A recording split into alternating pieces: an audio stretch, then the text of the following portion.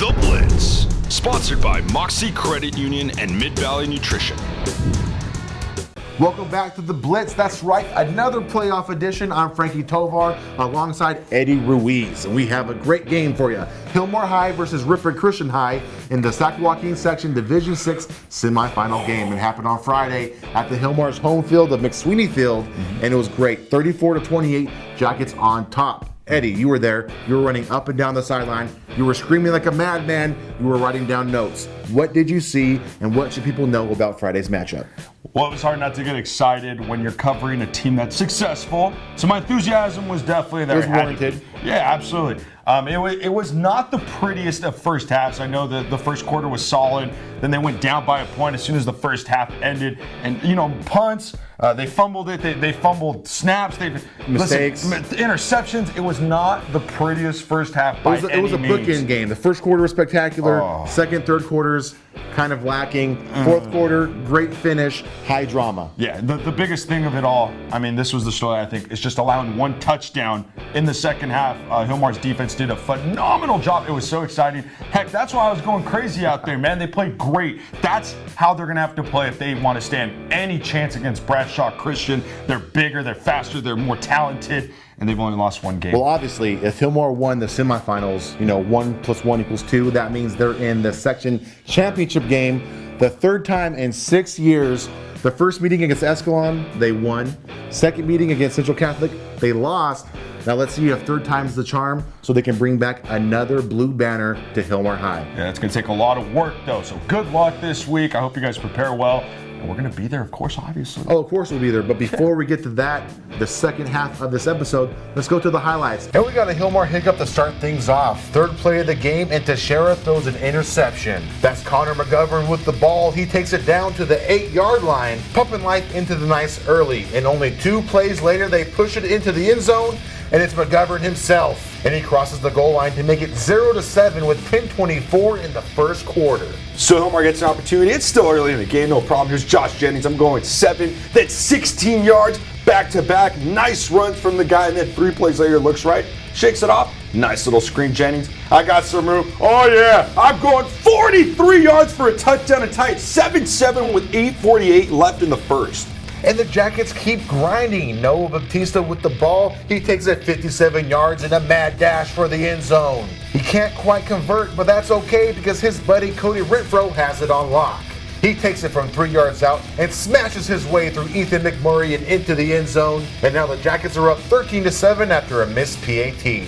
This is after Cody Renfro interception. The Jackets get the ball right back. 3rd and goal. So what happens from 25 yards out? Daniel Teixeira at the far end gets all the way to the 1-yard line. Wait a second, no. A fumbled snap at the 1. No, TOD. Hilmar with the ball back after a 3-and-out. Baptista, nice run, sets up this. Daniel Teixeira with a 7-yard touchdown pass to Chase Camberg with a fingertip grab. 20-7 with 2:32 left in the first quarter. The closing seconds of the first year Zeidervart escaping the pass rush. He's eluding it. And believe me, you can't really see it, but he finds Todd Beetleman 57 yards out to make it 20-14 with 21.3 left in the first. This isn't a scoring drive for Hilmar, but it's probably the catch of the night. And yes, it's Chavez with a 37-yard grab. Look at this. Slow-mo. 1, 2, 3, 4, 5 bobbles. Yes, he catches it. It's amazing, but again, no score. Zeidervart with the ball back and a 22-yard run on the far side of the field. He's dashing and trying to climb back, but oh no. On the next play, he tosses the ball up,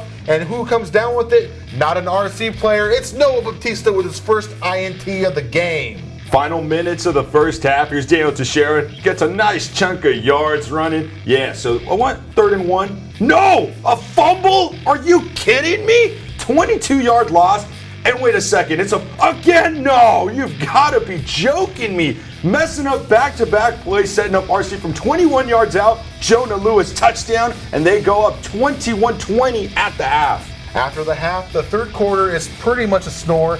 Punts traded, possessions traded, not a whole lot of action until this happens. Zeidervart rolls out, he throws the ball up, and is intercepted by Nick Oliveira. He takes it into RC territory, but wait a minute, the refs say psych, defensive holding, it doesn't count. And Teixeira connecting with his boy Chavez off the fingertips.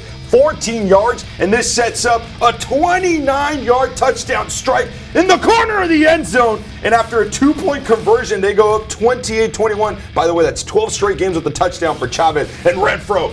Yeah, make it. But the Knights, they refuse to die. Zeidervart with the 52-yard pass to Zach Courtright. It sets up RC deep in the Hilmar territory. Zeidervart again, this time from 18 yards out. He finds his main man McGovern for the touchdown. It's now 28-28 tie game. RC gets the ball back, trying to take the lead. Zeidervart looks for a receiver again, puts the ball up in the air, and it's another interception from Baptista, his second of the game, and probably the most important. Final opportunity for Hilmar if they want to do anything right here. Teixeira, 16 yards, he fights Kinberg, and on a 1st and 10 from 11 yards out, what does he do? Coming up big, redeeming himself, 34-28 after the missed 2-point conversion. So wait, RC's still alive. What's going to happen here? A fumble! Are you joking? They force it! Wally, now Renfro, 34-28. The Jackets are going to the section title game for the 3rd time in 6 years. All daylight, all nightlight, he's fistlight, he's fistlight, he's squatlight, he's callight, and it's outlight, and it's outlight. Section 1, 2, 3, section! And what a great collection of clips to mark our 8th show of the season. It doesn't seem like it's been that long, but it's been a lot of fun. Maybe that's why it's gone so fast. Now, let's thank our sponsors who have helped us compile all this coverage through the season, Mocse Credit Union and Mid-Valley Nutrition. If you have any lending needs, you need to hit up Mocse as soon as possible. Go down to the Turlock branch and visit their friendly staff. Why? Because loans and Mocse go hand in hand. And for those of you who want to get fit, who want a better body, who want to get in shape, Mid-Valley Nutrition is the place for you. They have a new location on Center Street, and their owner, Gustin, wants you to come down and visit him. He also wants you to check out their Instagram page as well. Now, normally we pick a player of the game, but Friday's win was truly a team effort. Yeah. Now, these 3 players shone very bright. We have Baptista, we have Renfro, and we have Teixeira. Now, Eddie has all the stats. He needs his notebook because this is too much for him to memorize. Eddie, Yeah. hit us with some stats. All right. Well, I mean, yeah, I don't always use this, but I had to. The stats were too much. It was mind-boggling, great. to be It was honest great. with you. Noah, 2 interceptions, 84 yards rushing, 10 tackles. Cody, a pick, 8 carries for 31 yards, a touchdown, and a game-high 11 tackles. That's hard to do, man. I'm just saying, multiple tackles, Very impressive. and interceptions, rushing the ball. They killed it. And then Daniel, after a bad first half, which he knows it too, but he redeemed himself. Absolutely. 9 for 22, a $180, 3 touchdowns in the air, an interception, 18 carries, 31 yards, and then a touchdown on the ground as well. Hilmar is 9-3 as they prepare to take on Bradshaw Christian, who's 11-1. It should be a very hard-fought matchup when the game goes down on Saturday, not Friday, Saturday, up at Lincoln High for the D6 title. And we know Hilmar fans, they're going to travel in numbers to go support their Jackets. Now, Eddie, tell us what the keys to that game are. Well, it's simple. This simple, too. Listen, Hilmar, if you guys play the way you did in the second half of that semifinal game, allowing just 1 touchdown, okay? Yeah. Maybe you allow less than that, but if you play that way, you have a chance. Other than that, no way, Jose. Yeah. What's that saying, Sorry. Eddie? Defense wins championships. Defense wins titles. And Hilmar's baby. very familiar with that because they've had solid defenses throughout the years. Now, be sure to tune in next Monday for coverage of that game. It's the final episode of the Blitz of the season.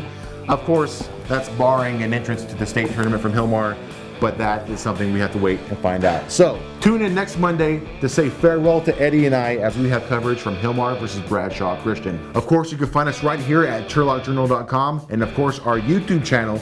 And don't forget to follow us on Facebook, Instagram, and Twitter. Until that time, I'm Frankie Tovar, right here with Eddie Ruiz saying sayonara.